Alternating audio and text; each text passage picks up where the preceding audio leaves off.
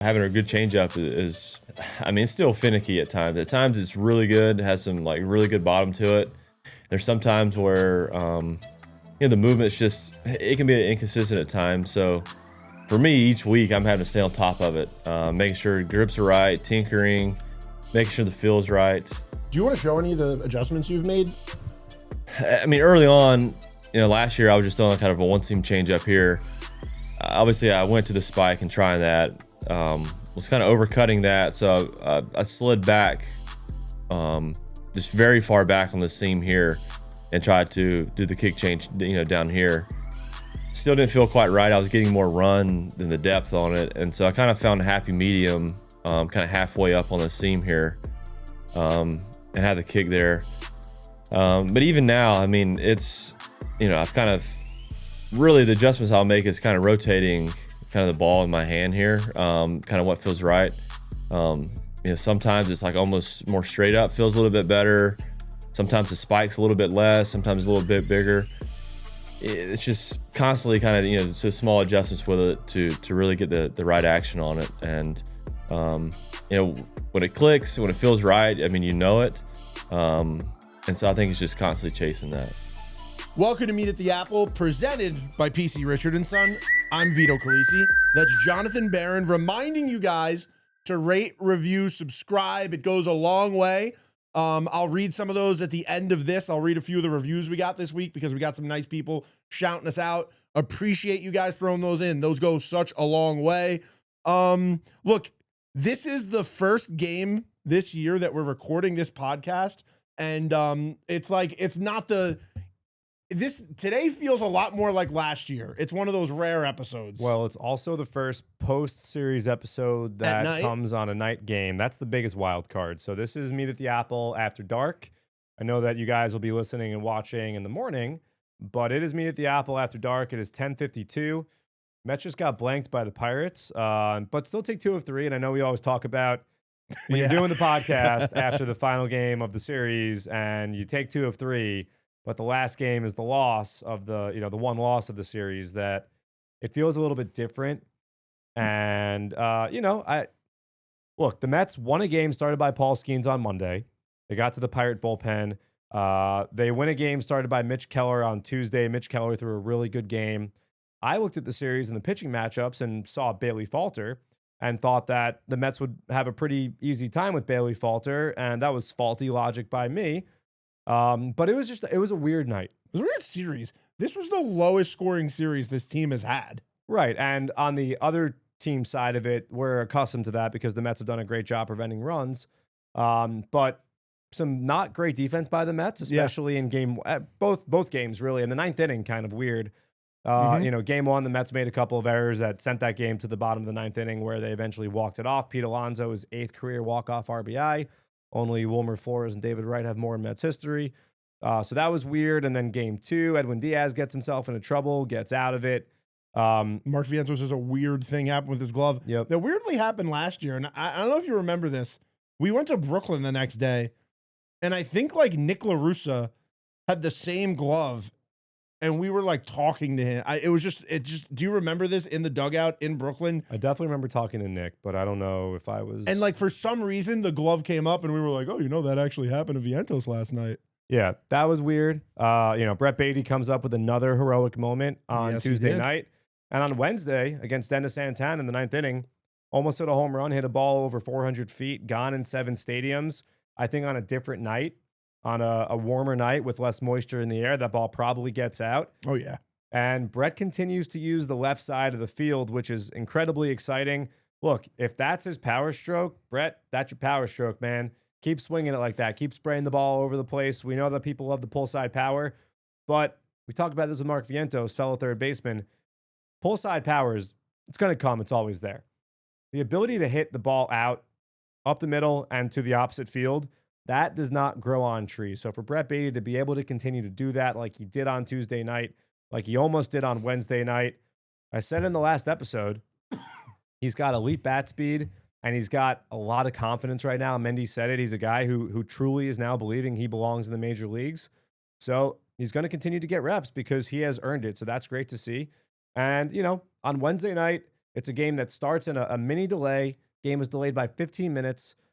They start the game at 7:25, and then it starts to rain to the point where the grounds crew had to come out. I think it was like a 10, 15-minute delay, it felt like, especially for me. Lots of crowd cutting there. You're talking about the second, like the in-game delay. I'm talking about the in-game delay, yeah. When Bailey Falter wasn't happy with the way the mound was feeling. That reminded me of the time in 2018 the Jays were here and Jay Happ was on the mound and it started to pour, but they didn't stop the game. It was a getaway day and Toronto wasn't coming back. And he was like pointing to Bill Deacon, the great head Mets groundkeeper. And I think Bill has a picture of it actually. And Bill's a Canadian, so even funnier. But for Clay Holmes, a couple weird things happened on Wednesday. And we have an interview with Clay Holmes playing at the end of this episode, so stick around for that, which is, we'll mention this later, but very, very, very timely. Timely and topical because we talk about weather and the way that impacts his pitch mix and his the way that a catcher is calling the game and his preparation. Like, we talk about everything that was affected today. Right. And you saw a couple of pitches that just completely slipped out of his hands. And he was out there when the skies opened up. Yeah. And at one point, he had the ball in his glove and he had his hand like up his sleeve so he could keep the right hand dry and the ball dry, which was, interesting to see him going to those lengths to keep the ball dry. He got squeezed a couple times. 100% he got squeezed. I mean, you look at game day in the box. Pitches were in the box that were not called for a strike. It is what it is. It happens. It goes both ways. We get that. Gives up 2 home runs, which he had only allowed 1 home run entering. And perhaps me asking him if he believes in jinxes. He doubled down. That caused both, kind of. It was a doubling situation. But like you said, I mean, like 2 major calls that resulted in a 2-run home run. So like it's easy to say 2 of those runs shouldn't have even been on the board. But the fact of the matter is 2 of those runs shouldn't have been on the board. Right. But all in all, you take 2 of 3. It is, in the grand scheme of things, a .667 winning percentage. Right before the Pirates came here, they hosted the Braves over the weekend at home. They took 2 of 3 from Atlanta. So the Mets take 2 of 3 from the Pirates. An off day on Thursday. I was worried about tonight's game being rained out, Wednesday's game being rained out, being played on Thursday at 1 p.m. Don't have to worry about that. Everyone gets to rest. And I think that our focus should be less so on what we saw in this series. We'll talk about some exciting moments, but more so, obviously, the most anticipated Subway Series, I think, since probably the Clemens Piazza drama. I think you have to go that far back. I would argue 2002. I would argue that 21, because of the 20-year anniversary of 9/11 and falling on that weekend. I understand what you're saying. It was like the stakes of the game and everything. I'm talking strictly baseball. But like that, like leading up to that Subway Series, it was Francisco Lindor's first Subway Series, 20-year anniversary of 9/11. It really felt like that a special thing was coming, and then it was a special series. It was. The Mets were kind of out of it at that point. So the baseball wasn't as intense mid-September. It turned out being a very exciting series. The Mets won on Friday. McGill had 10 strikeouts. And then Sunday, the bench was cleared. Stanton and Lindor got into it. Wandy Peralta, Lindor's 3-homer game. But as far as like average ticket price for a game, although I know the 9/11 game was obviously a very, very expensive game, but that was for different reasons. No, I know. And that's what I mean. I totally understand what you're saying of like the actual importance of the game and where both teams were. But like, I just do remember leading up to that, like it did feel like you were going to watch like 3 games that felt like a playoff atmosphere just because of what the dates were. I think that the Yankee Met rivalry, if what we see on Twitter is any indication of what's to come, then, Yankee Stadium is going to be a tinderbox of emotion. Yeah. Obviously, we know that it all gravitates around Juan Soto choosing to sign with the Mets and leave the Yankees. Both teams are playing very well. Mm-hmm. That's another huge part of it is, it's fun in New York when both teams are good because both sides want to be the Kings. Now, I understand that they're in the American League East and the Mets and Yankees won't play a postseason game unless it's a World Series game. So maybe the players aren't as worried about it. There's numerous Mets in that clubhouse that have had incredible numbers against the Yankees, especially at Yankee Stadium. Jeff McNeil has an OPS just shy of 1,000 at Yankee Stadium. Pete Alonso has torched the Yankees. Francisco Lindor's slugging percentage against the Yankees in his career is just under 600. I mean, he has owned the Yankees going back to his Cleveland days. You think about the grand slam he hit in 2017 in the postseason. Lindor is made for New York. He loves playing the Yankees. So this is going to be interesting. And I remember when I was a kid, as a diehard Met fan growing up, as a diehard Ranger fan growing up, as a diehard Jet fan growing up, not as much a Knick fan, although go Knicks, baby. I remember I got nervous about these big rivalry games, even though they were regular season. And as I've gotten older, the importance of a regular season game has kind of waned. But like the Rangers would play the Devils, and I'd be like nervous because I didn't want to go to school and have to face the Devil fans. When the Mets would play the Yankees, like I wanted to win and get to rub it in their face. I didn't want to lose those games. I'm like really, really excited for this weekend. And I know no matter what happens, you lose 2 of 3, you win 2 of 3. It's just a weekend in May. But this is going to be a lot of fun. And, if anyone's going to the Bronx this weekend, let us know. Vito and I are trying to go together. We got some logistics to work out, but we're trying to be there. It'll probably be, it sounds like Sunday night will be the night that we go to the game. Sounds like Sunday night will be the night that we're there. So, if you're there, let us know. Holler at us. We're keeping the peace. We come in peace 100%. Do you wear Met stuff? Yeah, I'm going to wear Met stuff. You're not going to wear Met stuff. Yeah, but, I think that like I was talking to a friend at the gym on Wednesday morning, and he's going as well. At the power station? Training station. Shout out training station in Port Washington. And, he's in his 50s. And, I said, like, hey, Friday's going to be it's going to be some what. It's going to be crazy out there. Yeah. And he's like, you know what? Yeah, but you keep your mouth shut. It's all good. So I encourage everyone to, keep it peaceful. Don't do anything silly. It's a game.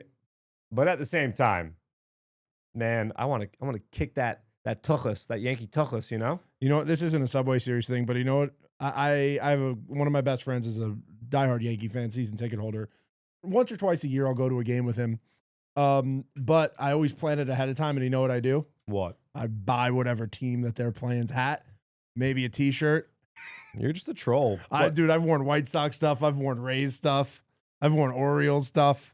I go repping whatever team the Yankees are playing, but I also will sometimes wear just an agreement we have that was years ago. What we do now is he went to Japan and he got me a Yomiuri Giants hat. Mm-hmm. So that's become when we go to a game together, if I go to a Yankee game or he comes to a Mets game, we wear the Yomiuri Giants hat as our flag of peace. I got it. What's your favorite Subway Series game of all time? I think it's for me I had really good tickets. The friend I actually just mentioned was there at the game with me. Another friend of ours got us second row seats. Sunday Night Baseball, Francisco Lindor, 3 home run game. Before the game, I was sitting where Francisco signs the autographs before, so I didn't know about it, and I'm just like literally sitting in the middle of the line, so I like got Francisco Lindor to like sign my scorebook in 2021, and then for that game that I score kept, for him to hit 3 home runs in that game was like outrageous, and so for me it's that one. No, damn it. Okay, I'll let you say one, and then so I don't want to take one because I just said one, but I do have another one that I want to shout out. All right, for me, it's May 19th, 2006. Jeremy Gonzalez against Randy Johnson. Yankees go up 4-0 in the top of the first inning. Jeremy Gonzalez is just getting peppered, and it feels over. Yankee fans, before people could even file into Shea Stadium, the game feels over, especially with the big unit on the mound. Bottom one, Reyes reaches, LaDuca reaches, Beltran comes up, rips one over the left field fence into the visiting bullpen, immediately flips the game on its head. The Mets are right back in the game. I think Kaz Matsui tied the game up with a single in like the 5th or 6th inning. And then I know Aaron Heilman came in relief, did a great job late in the game. I think he gave the Mets like 2 or 3 innings of scoreless relief. And then that was the night that David Wright put one over Johnny Damon's head against Rivera to win the game. That was a great Mets team. That was the 06 Mets that, that was a huge. The next day, people forget this. The next day, Pedro pitched against the Yankees. It was on my cousin's bat mitzvah, so I didn't get to watch it. Probably a good thing. I think the Mets blew a 4-0 lead. I think Jorge Julio Billy Wagner came in a non-save situation, melted down, and I think Andy Phillips had a go-ahead hit in extra innings, old extra innings rules, against Jorge Julio. And the Yankees came back with him. The next night, I believe, was the Mets. I think Delgado and Wright went back-to-back against Aaron Small on Sunday Night Baseball. If you recall that night, I don't know if you're picking up what I'm putting down. I am. You're just speaking, so I'm just letting you. Yeah, a great series, 2 out of 3. And then 07 was good too, but you go ahead. Do you remember the promo that used to be the yearly Subway Series promo? It was the cap trade. Oh, yeah, I have mine still. It's like my favorite dad hat, and I've had it since probably I think it was 04 I got it. It's got a little...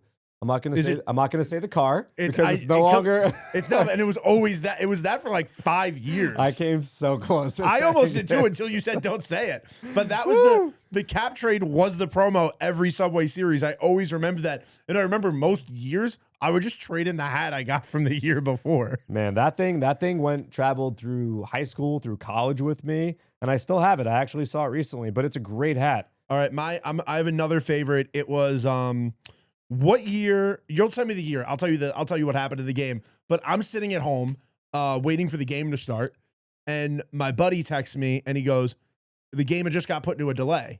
And my friend goes, "Hey, I just got free tickets, field level. Do you want to meet me here?" And I was like, 2013.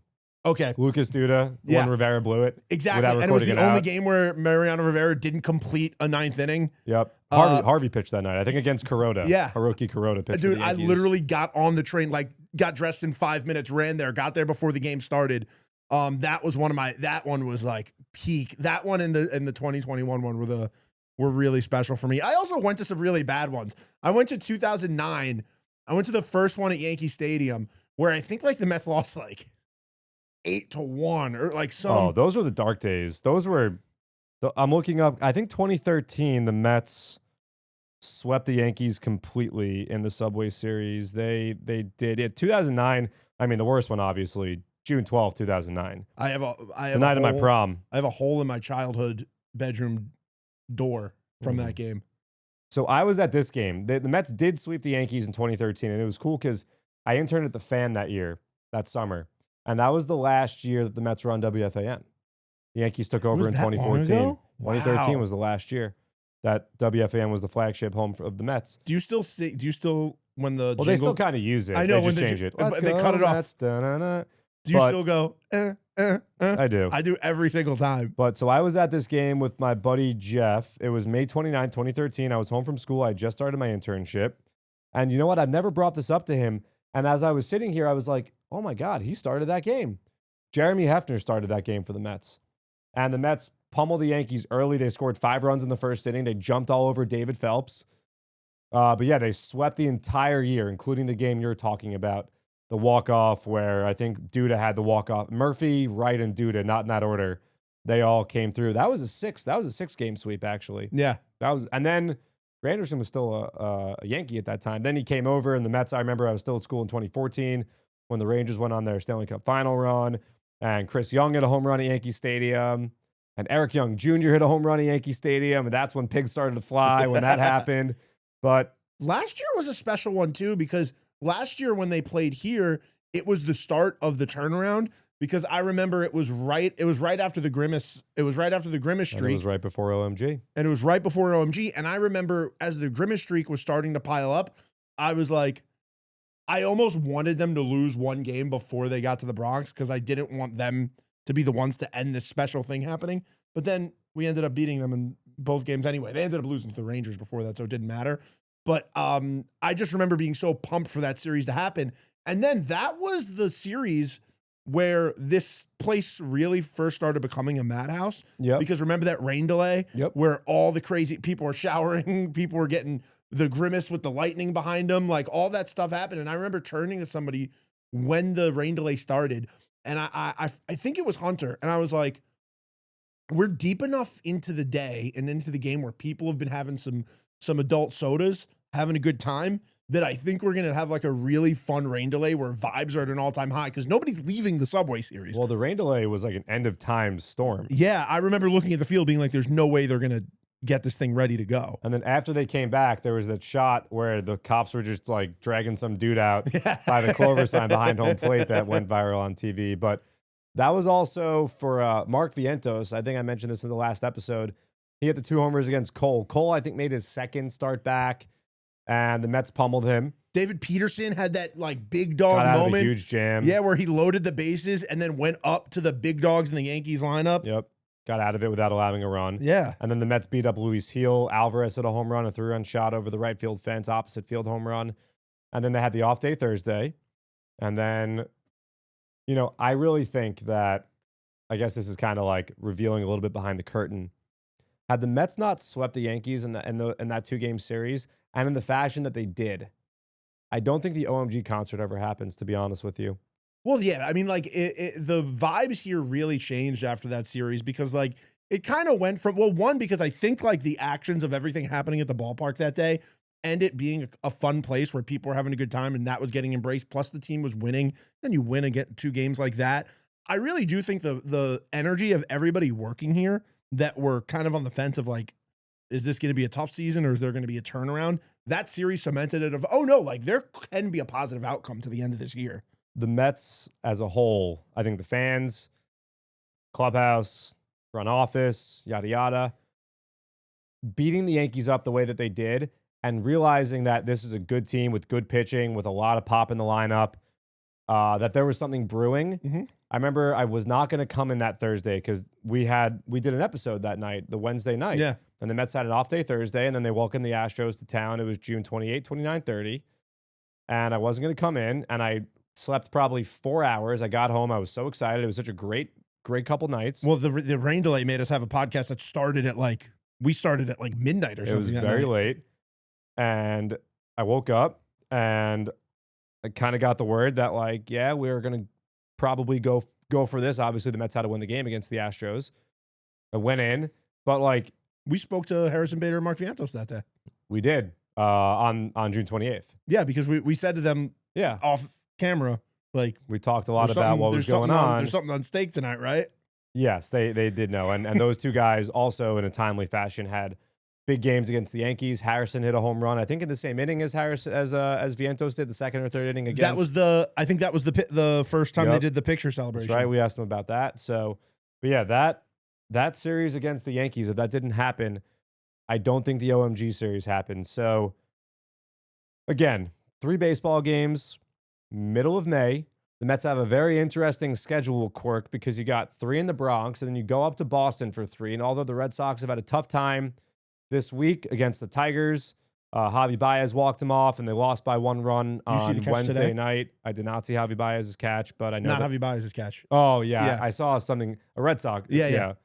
So they go to Boston, and then they come home for the Dodgers, which is interesting, and that's going to be a fun series. I think that and the Yankee series are potentially the 2 best weekends we could have here at Citi Field. We got fireworks on the 23rd, as I've mentioned.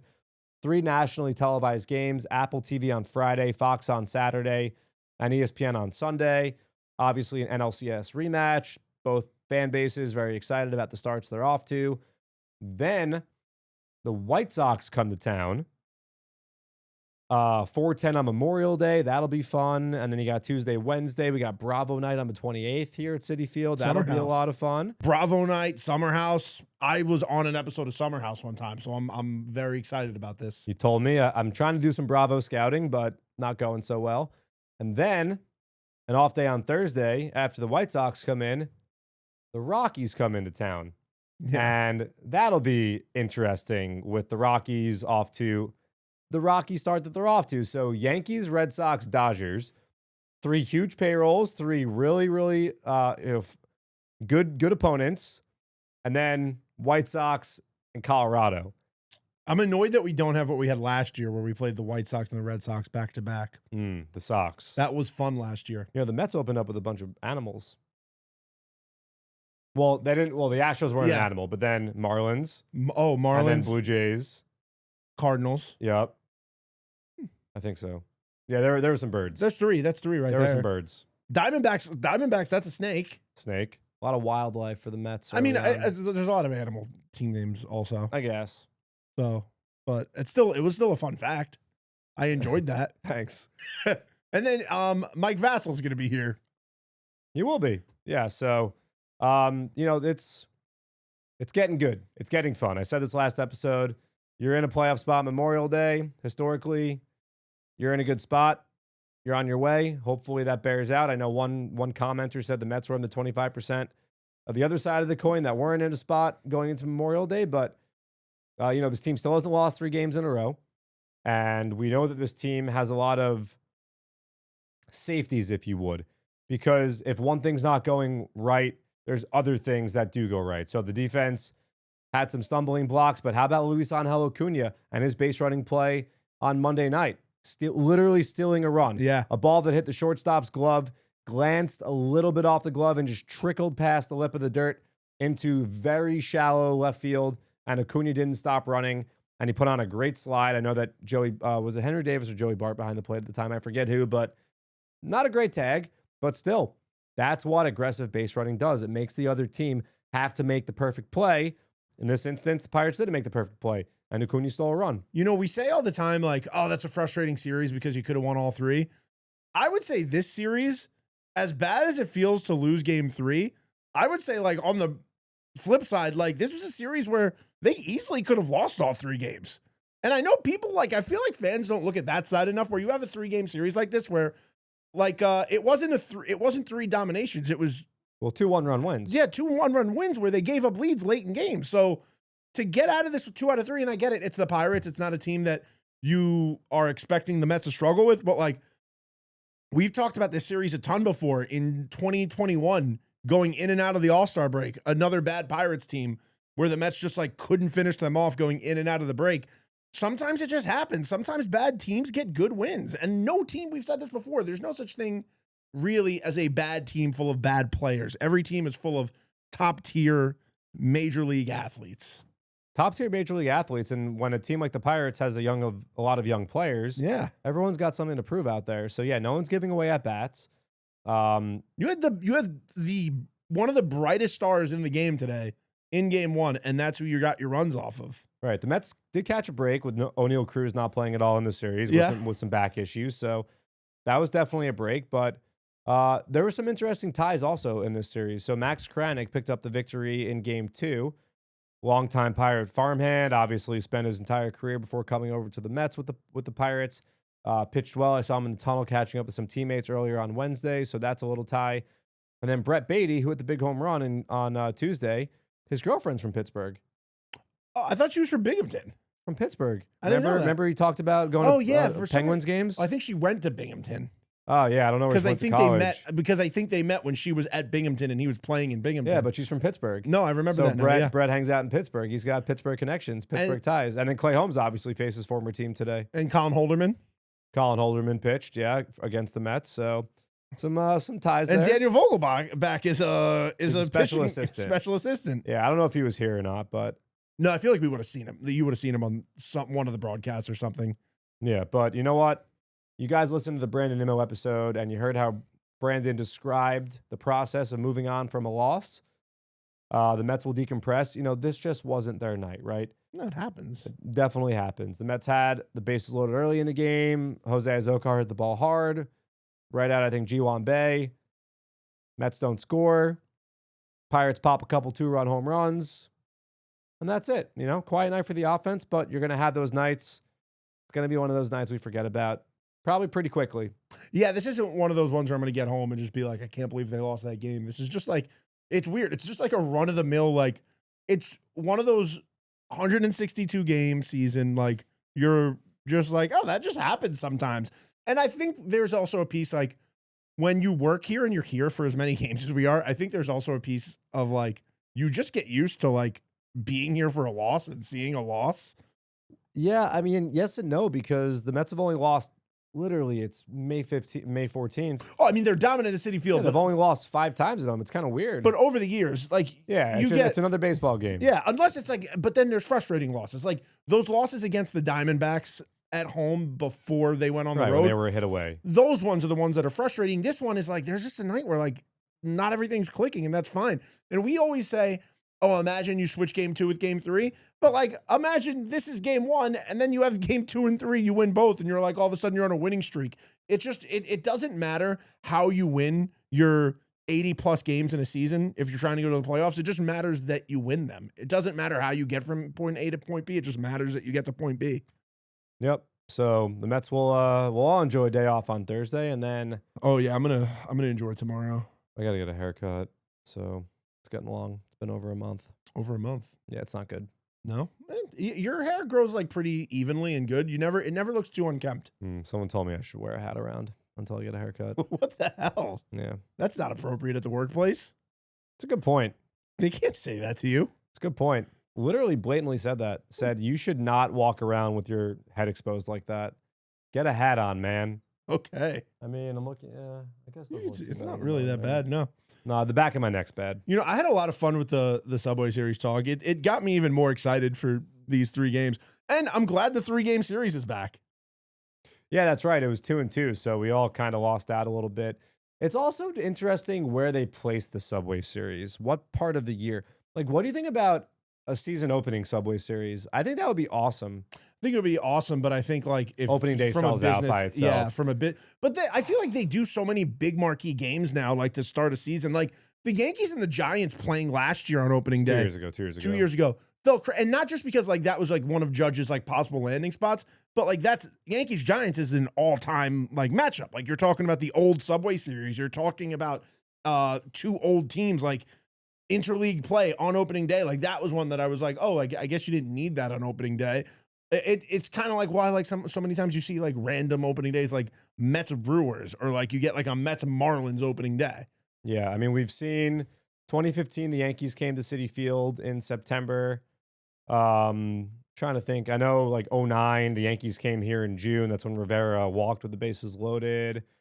I think both of those generally it was in June. Yeah, but that was because when there was no constant interleague play and there were 16 and 14 teams in the 2 leagues. And interleague play was like a special time. It was usually in June. So that's why the Mets and Yankees would usually knock the 2 series out in the month of June. I mean, July 4th is...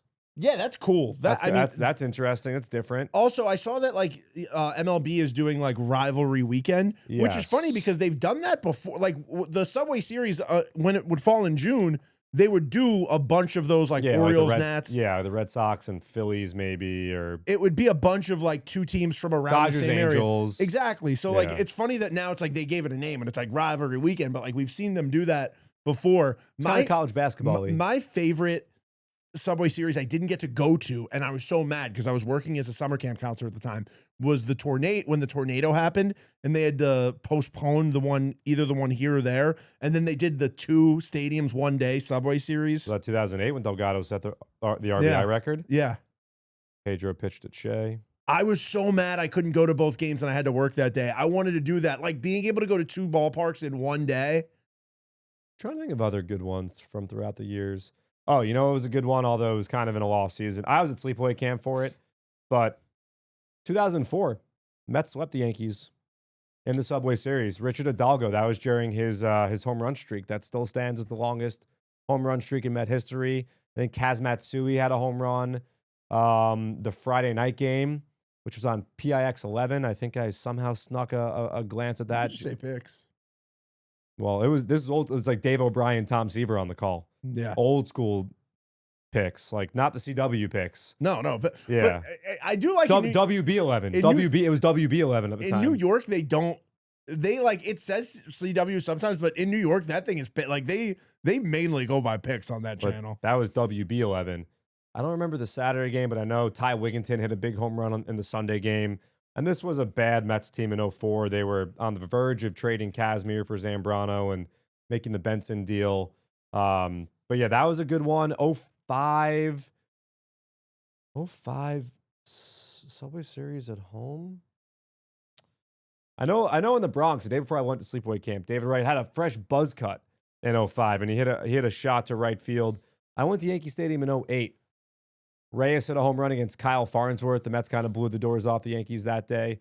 2006 at Yankee Stadium. That was the Sunday night game. Laduca and A-Rod getting into it. Yeah. A-Rod had like 9 RBI in that game himself.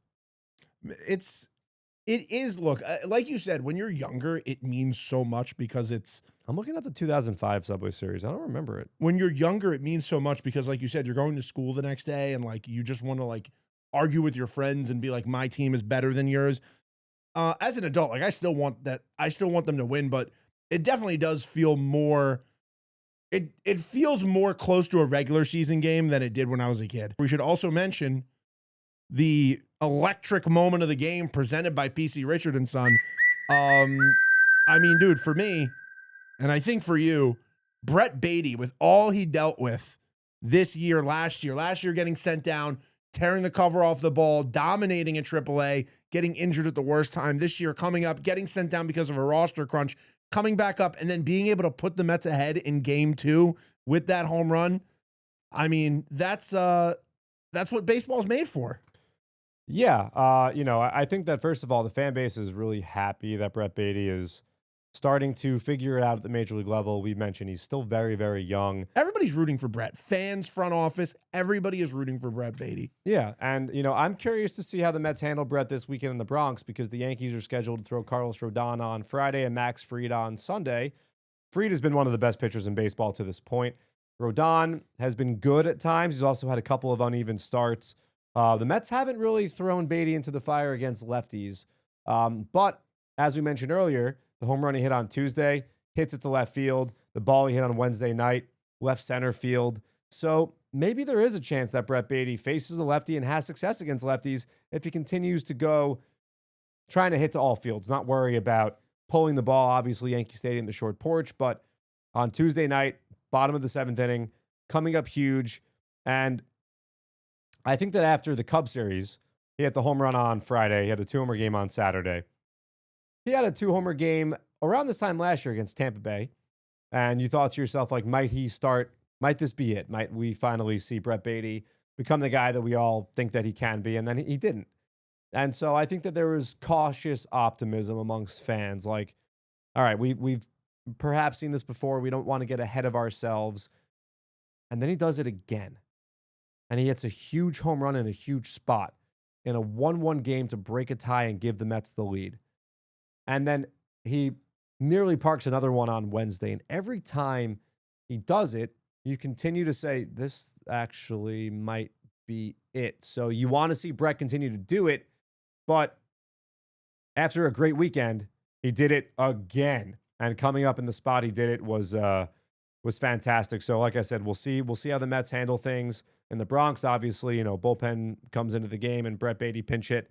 Today he got a couple at-bats off the bench, so we'll see. But that certainly was an electric moment for Brett Baty to keep it going, put the Mets up at the time, and continue to grow that confidence, what it's all about. So here's what's interesting about Friday night in particular is that we are going to have the New York Knicks at Madison Square Garden looking to close out one of the biggest upsets, if not the biggest upset in the franchise's history, and move on to the conference finals, where the 64-win Cleveland Cavaliers have been ousted by the Indiana Pacers, who beat the Knicks last year and probably wouldn't have done so if it weren't for the mountain of injuries. And now I'm talking Knick basketball here. And the Knicks lost to the Pacers back in 2013 in the playoffs, and we know all the history with Reggie Miller. As they say in Indiana, and I would know, Hicks hate the Knicks, and that's going to be a bonanza of a series, and the Knicks would be one opponent away, the opponent that every New Yorker wanted over the Cavs for sure before the second round started.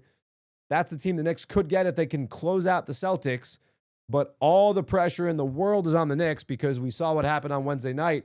No Tatum, no problem for the Celtics. They still win going away. Yeah, they were in the regular season. They were like 8-1 or 8-3 without Tatum. Yeah, they messed the Knicks up on Wednesday night. So they can they just proved that they can win. But you're also talking about a team coming out fired up. Like, that's fine. Your star went down. I get it. But they were in that game in game 4. I know that the Knicks kind of pulled away, took a 9-point lead. Then Tatum got hurt. But you know that all the pressure is on the Knicks. The Knicks do not want to go to Boston for Game 7. If they don't win Game 6, they're not winning Game 7. And the Mets are in Boston on Monday night, and I believe Monday night would be Game 7. That's crazy. That's fun, right? They're just traveling to get. They should just share the jet. And they've obviously, as we all know, in this series have won and lost on the same nights. Yeah. Do you think they're flying? I don't think they're flying back and forth. To Boston? I think they'll fly to Boston. Yeah? Yeah. I mean, I've done it. I've done it multiple times. I think for the playoffs you fly. I think for the playoffs you're not. No train? I don't think you're hopping on the Amtrak. No. For playoffs. The choo-choo's comfortable. No, I know. I know they take it to Philly. I think they take it to Washington.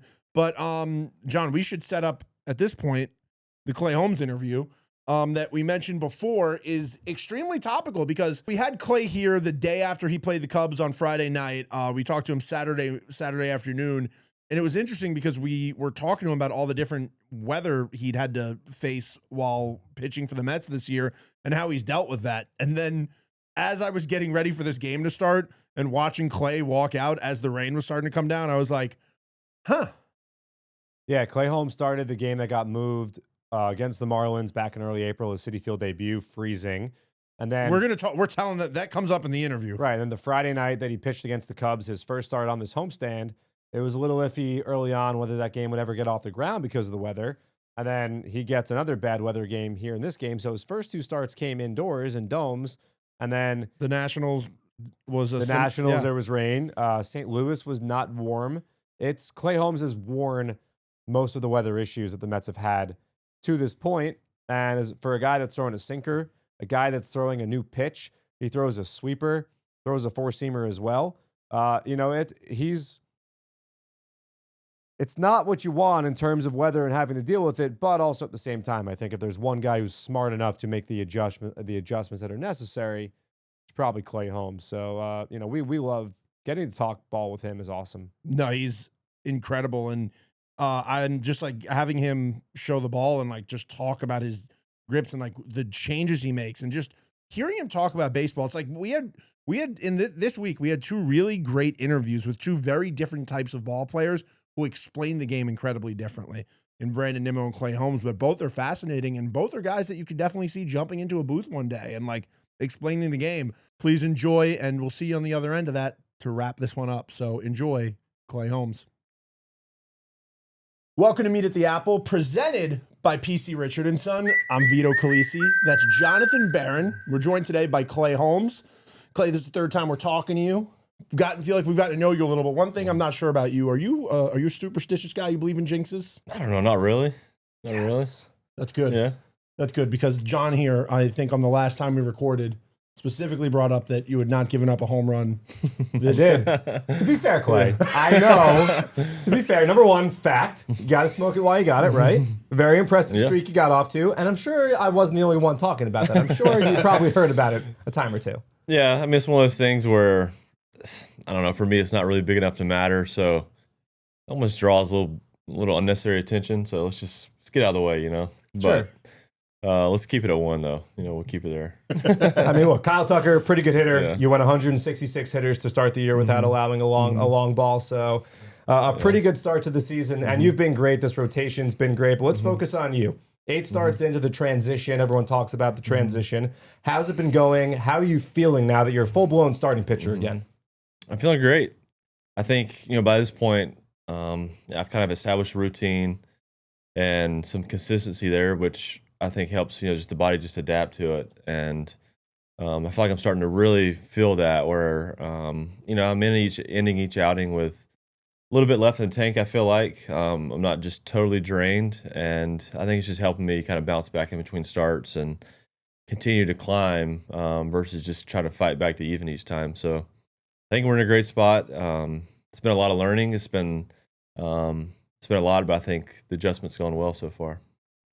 Do you think there was like a moment or even a specific at bat where something kind of clicked, and as confident as you were in the transition, where you felt like, oh, like, no, this is legit. Like, I feel like it's really clicking. Yeah. I mean, as much as, you can pitch. I think when you experience something new, like as that role change is, there's still a little bit of like, what would this look like? Will I be able to be the same pitcher? Do things need to be a little bit differently? There's still a little bit of that uncertainty there. And I think once I got a couple under my belt and I saw, okay, I can trust these new pitches. Everything's not gonna be perfect each time as far as the pitches, but I have one or two I can lean on. You start to gain that just kind of flow and the confidence of kind of the new role. And I think once I started to establish that and really get a feel for just who I was in this new role, then I felt like a little bit more settled. And I think I'm starting to hit that groove a little bit more now where it's just an understanding of kind of who I am and what I can do in this new role. you talk about new pitchers, the kick change has been an absolute neutralizer, especially to the lefties. You throw it way more to them than the righties.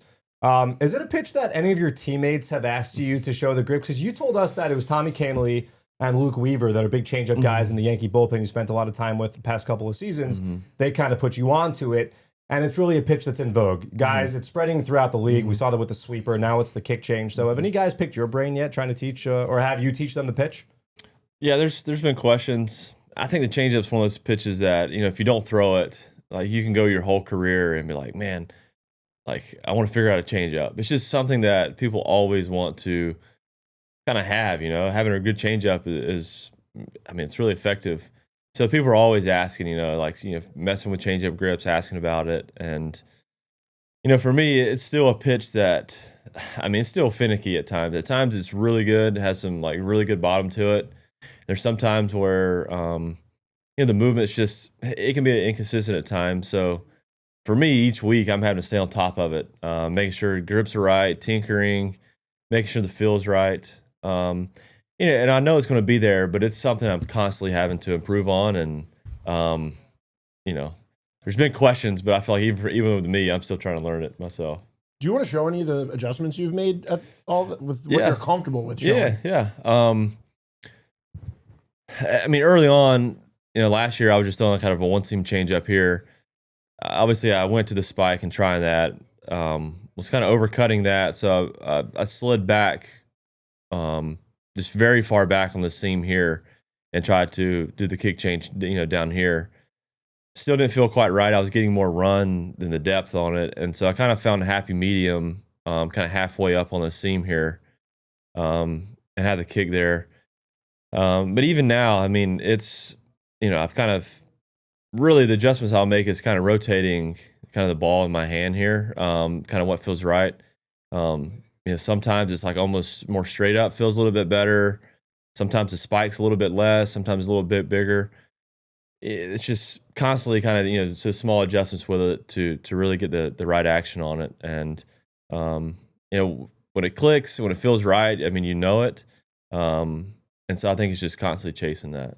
How much do the conditions matter? Because you've pitched in some interesting conditions. Your first start was in Houston indoors, then in Miami, and then your Citi Field debut, I believe, was the game that got moved up because of how cold it was. You pitched in that game in D.C. where it was rainy. St. Louis was not a great night. Friday night against the Cubs was a rainy night before you guys finally started playing. So you've dealt with some conditions. How does that impact the changeup itself? Not a ton, I feel like. It's definitely those cold and dry, windy days are probably the toughest for me. I think that the first start there at Citi Field, it was, like you said, cold. That was brutal. But the wind, it was super dry. Those days are really tough, especially the sinker ball pitcher. The ball just feels a little slick in your hand, and so it's just either hanging on it too long or it's coming out too soon. But yeah, it seems like every year there's always a starter that gets a lot of the rain days, and maybe that's me this year. Rainy day Clay. Do you think your experience as a reliever, where you're having to come in on you don't know the weather forecast for 5 days ahead of time, right? Like, do you think that experience of having to come in on a moment's notice and get ready just really quickly helps you in these situations? I think so. At the bullpen, you get very so logged into the things you do, and there's a lot going on, so you just got to really focus in, and I think that does help you in a sense where, the rain delay in DC was a new one to navigate just because I had to sit down for 50 minutes and then get back going. But as far as the rain, all that stuff, it's, I don't know. I feel like as prepared as you can be for those situations, but I really haven't put much thought into them. It's kind of go out and do the things I do and not give too much thought and attention to the elements. You were prepared for New York because you had spent time here, but you're on the other side of town. And the first time we talked to you was amazing day, and it was your first experience with Mets fans, and now you've had a handful of starts here at Citi Field, and even on the road, Mets fans travel. I'm sure you've come to notice that. What's it been like cross town, Mets, the fan base, the facilities, the organization as a whole? How's the experience been? Yeah, it's been really amazing. Even last night, after the game, I was kind of just taking it in, and it's a Friday night. We're in the black uniforms, playing one of the other best teams in the National League. Our first game back after a road stand, you could just feel the energy. People were excited to have us back in.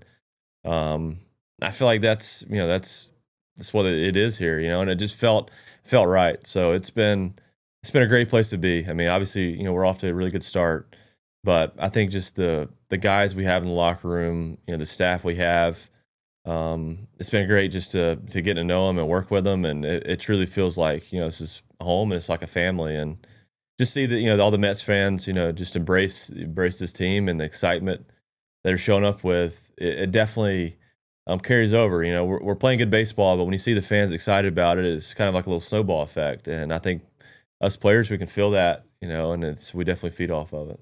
So next weekend, team's heading to the Bronx. It's going to be your first time looking at the pinstripes on this side. You're probably going to pitch against Pittsburgh the way the schedule's lining up. Is there a piece of you that was hoping it might line up to prove some people? I mean, I don't know if I'm trying to prove anything, but it'd been fun just to knowing those guys. And it's if it doesn't line up this time, it's bound to happen eventually. So, yeah, it'd be a fun matchup. The Subway Series are always fun. I've played in a couple of them on the other side, and it'd be fun being on here with the Mets and go over to the Bronx now. But yeah, I mean, two good teams. It's gonna be a great series. Obviously, the New York fans bring it, so it's gonna be high energy, and I guess three now, really fun ball games. That Friday night's going to be. I mean, we're talking about possibly getting tickets, but not Friday. I have a wedding, but Saturday and Sunday I'll be there. You didn't tell me about your wedding. You didn't tell me about the wedding. I forgot. But last year, Sevy missed the Subway Series just the way the schedule lined up, and I don't know if you heard about the text that he sent to Aaron Judge. I don't think so. He said, Aaron Judge texted him and said, "Are you afraid of us?" And he said, "Man, what am I afraid of? You only have two good hitters over there." Oh, yeah, I heard about that. That's not close. That's not your style, I don't think. There's no need to do that. Why poke the bear? That's not necessary. Yeah. Sevy, he has his way, doing things, but I think Sevy, he has that fun, just that fun, playful side about him, and I think, he says those things, and everybody knows that it's Sevy, and he's having fun, and that's just who he is. So I thought it was, it was fun to see him, just kind of express himself like that. And they're always fun games to play in. You probably think we just want to get you in trouble every time we talk. Nah, none of that. We're going to shift the topic. Yeah. We're going to have you talk about some of your teammates because the first time we talked to you, we recognized how cerebral you are, and the second time even more so down in spring training with the iPhone thing that we saw you walking around with the tripod, giving you the instant feedback. Yeah. So, as I mentioned at the top, this rotation has been so incredible. You're a big part of that. But from your vantage point, seeing guys like Tyler McGill, seeing guys like Kodai Senga, seeing guys like David Peterson, seeing a guy like Griffin Canning who struggled in 2024 and has come over here, thrown to a sub-3 ERA, the FIP's really right there. What have you seen from your teammates in the starting rotation? For one, I mean, these guys have always had really good stuff. From top to bottom. I mean, obviously Senga, we've seen what he can do when he's healthy, and he's showing it. Tyler, I mean, the stuff's up there with some of the best in the league, and I think it always has been. Same with Griffin. I mean, his slider and his changeup they're incredible. Same with PD, and I think for me, it's just I think the guys there's a lot of clarity around what we do well and how to do it. And I think just that clarity and direction of how to use the stuff and the simplicity has brought, has I think enabled us to go out there with a little bit more freedom and really pitch to, how we believe we can get outs. And, it's been fun to watch. Everybody works extremely hard. There's a lot of, conversations, we're always talking about, how we can get better. And I think it's just anytime you're in that environment where, you're constantly being pushed, and you're helping others, you get the best out of yourself and everyone else. And, it's been fun to see those guys go out and take the ball. From Mendy to Jeremy Hefner to Desi Druschel to your teammates to the bullpen, Jose Rosado, and the bullpen catchers and the entire staff. Have you ever been part of something like what's going on right now here in Queens? I mean, it's pretty special right now. I think just the team we have and what we've been doing, on the pitching side. It's been incredible, and I think it goes to it's not just one person doing it all, and I think that's the big thing that you see around here, that everybody kind of brings what they have, and it's the sum of what everybody can do that has really made this thing special. And yeah, it's been off to a good start. There's a lot of work ahead. We know that, and just going to keep on trucking.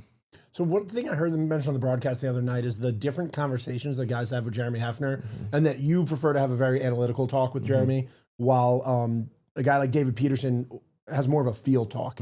Now, what are the differences in those kind of conversations? Yeah. I mean, ultimately, when you're on the mound, you got to have a sense of belief and confidence, in what you're doing. And people get there in different ways, different avenues. And I think Hef's really good about understanding that and instilling that confidence. Whatever route you want to go to it, he can go there with you. But the confidence he instills, I think, is, it's just so valuable to have out there and what he's really good at. For me, yeah, I'm a numbers guy. I like to, make sure that things are lining up. I'm doing things, the usages are right, the pitch movements are right. Just all the numbers are lining up, and I'm giving my best, set the best chance to be successful. Statistically, some people it's a different conversation. It's more about things they're feeling or delivery wise or in preparation of certain hitters and how they like to go about things. I mean, there's just so many different ways that people like to go about being the best version of themselves. And Hef's he's really good about taking any route you want to go to instill that confidence. Kind of puts the guardrails up and just kind of lets you go. And he's really good at it. To Vito's point, Vito talked about David Peterson and how you guys might be different with how you talk to Hef. But you guys are similar because you guys are big ground ball pitchers. What's incredibly important for you guys is the defense behind you. And we talk about this Mets defense all the time. Base running and defense have been pillars of this team, taking outs or stealing a run or taking away a run through the defense. For you, how important is it to know that you can throw a sinker ball? You want the ball on the ground. I think your Cubs start 9 to 14 batted balls around the ground, and the guys behind you are going to convert those batted balls into outs. I mean, it's massive, I think, for what we do. We have a lot of ground ball pitchers. And, I think just being, for one, having, the trust to know that, hey, we can keep throwing in the zone. And more times than not, this defense is going to go to work. Obviously, what Tyrone's done in center field, you got Lindor and, Acuña at the middle. Just really the whole, and then, Alvy and Torrens and, throwing guys out, what they've been able to do behind the plate. It's been special. And I think as a ground ball staff, ground ball pitchers, to have, a catcher back there that is going to throw a guy out to keep the runner at first, not allow an extra base where that ground ball that gets through is not scoring a run. Or just having, the ground balls just being caught more. Last night that play, I think Tucker hit a little chopper right over the middle. And, Lindor made it look super easy. Off the bat, I was like, that could be a hit. But he's standing right there. It's just when you have that feeling a lot where it's like, man, that is going to be a hit, and then it's turning out, and that happens over and over. It's like, man, I can just kind of let these ground balls kind of work, and this defense is going to do it. So it's a huge confidence boost, for anybody that relies on contact. So one thing we've talked to we've talked to Griffin Canning about, we talked to Hefner about, is the kitchen sink approach that a lot of the guys on this rotation have. And yesterday you threw 6 different pitches. How does a guy keep up the maintenance on a 6-pitch mix? Like, you're working on the kick change, as you said, constantly. You're trying to keep all these things up in tune. How do you always make these adjustments and keep everything sharp? I think, being unpredictable and having a depth of arsenal is definitely something it's growing, and I think it can be very effective. But for me, you still have to keep the priorities of what you do well, the backbone of what you do. You always have to make sure those are in line. So, your top 2 pitches, you got to make sure they're there, and if those are there, then, the pitches that are added on to the arsenal are going to play off those. They're going to play because they're so much different than your good pitches. So keeping your good pitches, where they're at for me is super important. Making sure my sinker to where it's at, and making sure, the sweeper and the changeup are there. The cutter, the four seam, the slider, you can just kind of trust that those are going to be there because they're different than the other pitches. Because in reality, you don't have the time to spend, working on every single pitch. But there's a place for them, and I think it comes down to making sure your best pitches are there, the backbone of what you do is there, and then really just trusting that other pitchers are going to be different enough to be effective. Did you get yourself a Clay Holmes hockey jersey? Did you get your hands on one? Yeah, the family was asking about them, so I made sure to grab a couple. But it was cool to see. When did you realize that your start day was going to fall on Clay Holmes hockey jersey day? We were making some jokes about it. So when we kind of shuffled the rotation there, and we kind of were going on a 7-day, and some of the starters like, why are we going on a 7-day? This and that. And we were joking. It's like, they had to push his back. So I started on the hockey jersey. It was a marketing thing, actually, everybody. Yeah, so maybe it was a marketing push us back. We ended up having the doubleheader, and it kind of worked out like it should. But we started kind of joking about it then. So we talked to Brandon Nimmo about this yesterday, and he got into it. You're a smart guy, so now I want to get your opinion on it. We heard the 100 men versus gorilla debate did hit the clubhouse. It split. We heard it was 50-50 on who could go what way. Where do you sit? I think it depends on the 100 men. I mean, if it's 100 Clay Holmeses, that gorilla could be. But that's not fair. That's not fair. And that's like one thing I want to say. Everybody says what if it's 100 Brock Lesnar's or this? And I'm on the 100 men side. But I think it's not fair to say 100 of this. Like you said, you have to pick 100 different types of people. 100 league average men. 100 league average men. League average men. That's not fair. I think 100 you choose. You choose anybody. No, league average or overall. It's like a just overall. If you just picked 100 people on a random pot, I'm gonna go with the gorilla if that's the case. But if you could choose the 100 if I can choose the 100 men, I'm going the 100 men. Right? Who are you choosing? Well, you're not gonna name 100 guys. Name us 5 guys. Which of your teammates are in that foxhole with you? Okay, the teammates? Yeah, that's an easy one. See, I think for me, it's all about strategy. You can't just go and just out-strength this gorilla. Are we hitting and running against the gorilla? I mean, you still have to have size, though. Probably go Pete.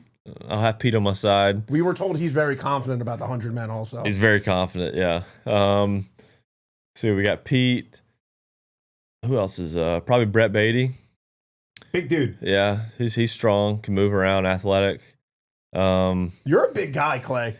Yeah, I'll throw myself in there. See who else we got. Frankie Montes.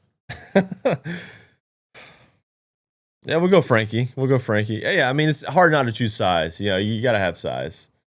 What about Ryan Stanek? How does he? How do you think he'd? He's another one. Yeah. I think throw him in there. Throw him in there. Yeah, he's got a little bit of crazy to him. You probably need that.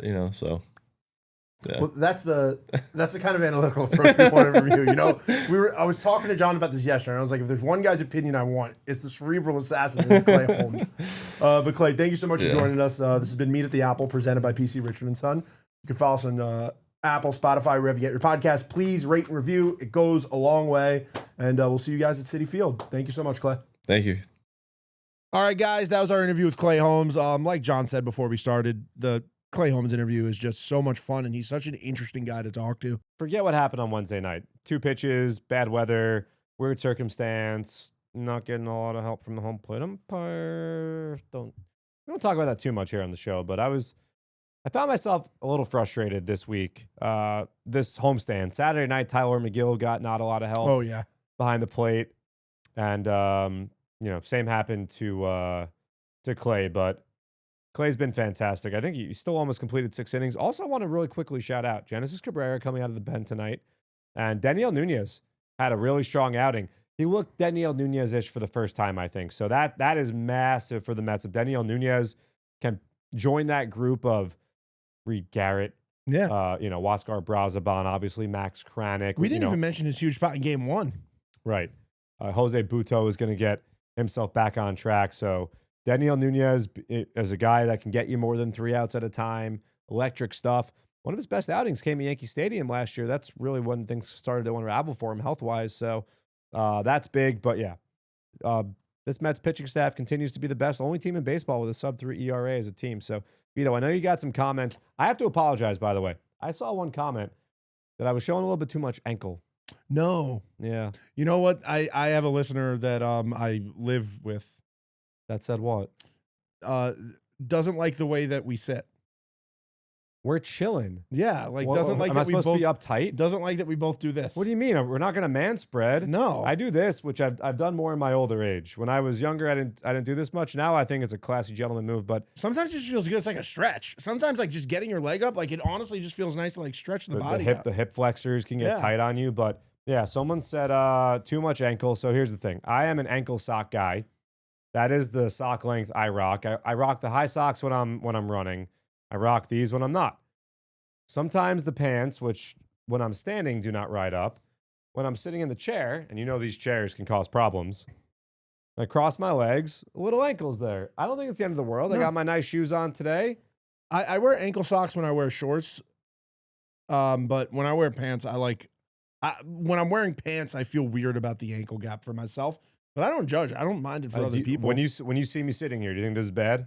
No, I know that's also you, so I'm not like Look, the spring training thing, I get. I understand. I got it. Hey man, it happened. Message received. You'll never see me wearing shorts here on the show. I need to behind the scenes thing.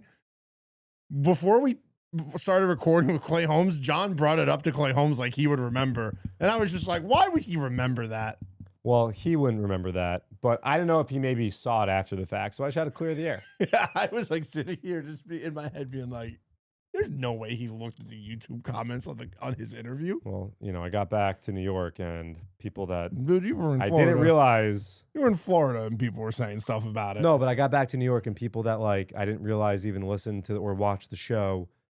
When I stepped foot in the MSG control room for the first time, it was being talked about nonstop. Oh, that's funny.